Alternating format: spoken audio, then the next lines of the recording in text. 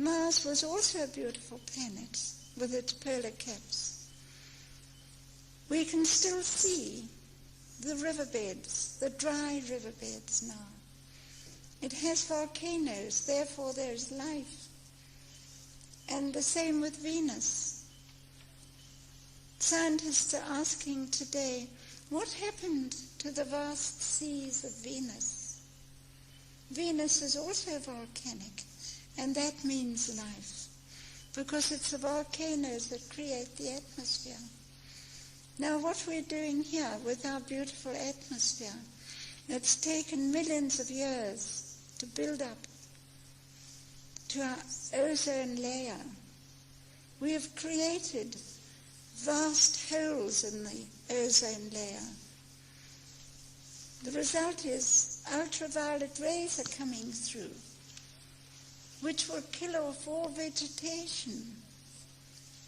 This we cannot put right because it takes eons of time to build up again. They were testing the H-bomb in the atmosphere. This had to be curtailed because they realized what they were doing to the atmosphere, and not only the atmosphere, but to the star, our sun. Every time a hydrogen bomb was exploded in the atmosphere, an electromagnetic wave would speed out into space and affect the sun, and therefore boomerang back onto the atmospheres of planets. Now we plan to bring Venus back to life by seeding the atmosphere with algae, to bring back the storms and the rains, to cool the surface and to create the seas again,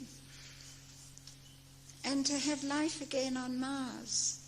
This is all actually happening. And we are being helped by Arkan's great civilization, which is a very wonderful thing, because we can't go on overpopulating this beautiful planet. We have to find another planet. As in the past, we moved out to other continents. We have to move out now to other planets. This is vital, because this planet cannot sustain us all, not much longer. And when you think of the vast amount of people that now exist on this planet, it is a very frightening thought. There are too many people, and nature cannot cope. So it's time that we shipped a vast number of people to Mars, and this will happen in a very short time. It's all being organized now. You see, with Arkan civilization, they take over other planets and prepare them for human habitation, which they are in the process of doing. They take over other planets instead of having zoos, as we have here, and we lock up the animals and the birds in small areas. They give them a whole planet with their environment.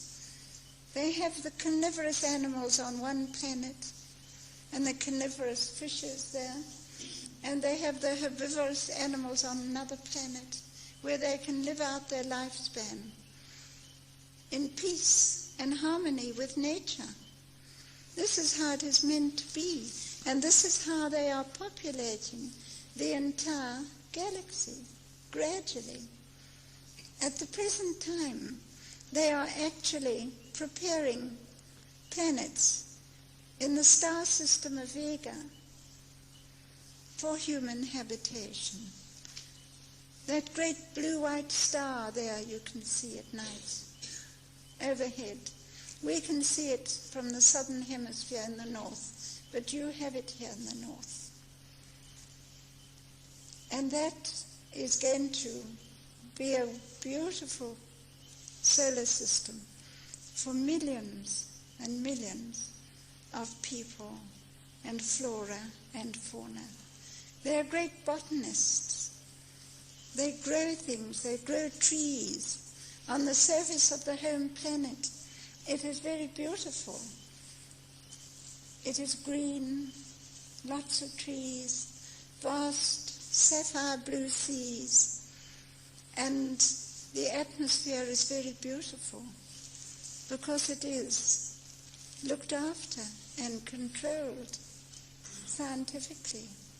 They live very simply. Their dress is simply one garment made of silk. They never use anything that's synthetic. Natural silk that is strengthened, even for their sandals.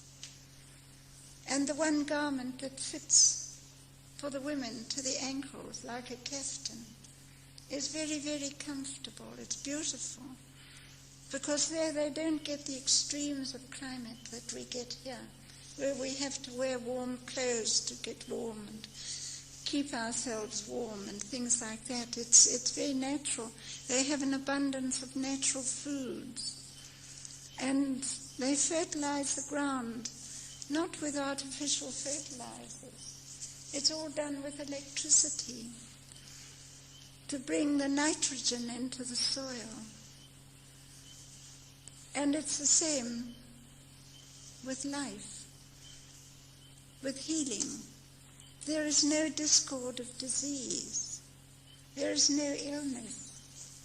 There is no aging process, simply because the body cells do not degenerate. As I said before, here we are a product of our environment because we have created an environment of pollution, of radiation.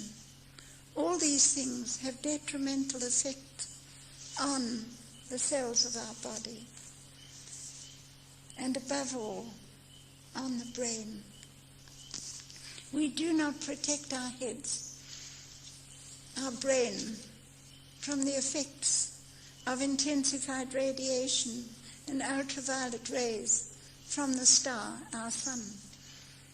Because the sun now is shrinking, and therefore it's pulsating like this, like a heart, all the time. And as it pulsates outward, it releases intensified radiation, which the atmosphere can no longer protect us from, because we have polluted it to such an extent that even the trees are being affected, the plants naturally. They are the first to go. And the trees in Europe are dying. But not only because of the atmosphere, but because of the terrible experiments that they're doing for military purposes with a very low frequency electromagnetic waves to change the wind patterns throughout the entire planet.